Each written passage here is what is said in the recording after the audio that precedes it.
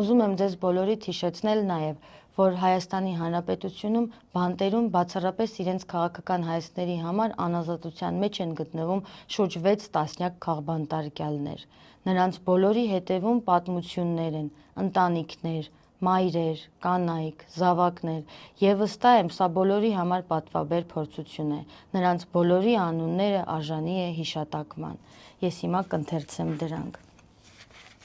18 արդարների գործով անցնող Բագրատ arczepiskopos Գալստանյան, իմ շատ սիրելի Բագրատ Սրբազանը,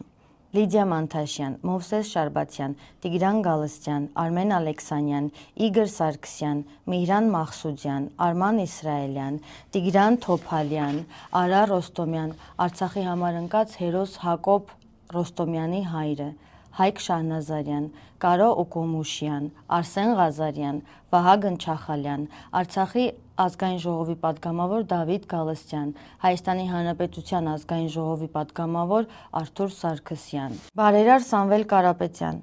Գարիկ Գալեյան, հայրենիքի համար ընկած հերոս Մխիթար Գալեյանի հայրը,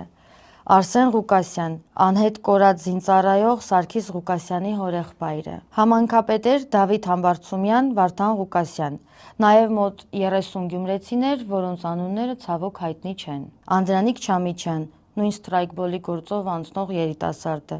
Միքայել arczepiskopos Աջապահյան,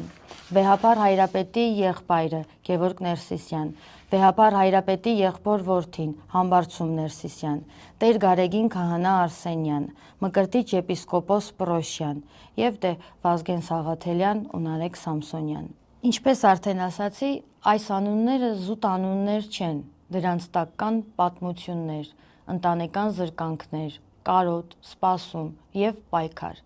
Եկեք չմոռանանք այս մարդկանց մասին։ Ազատություն ռեժիմի քաղաքական գերիներին։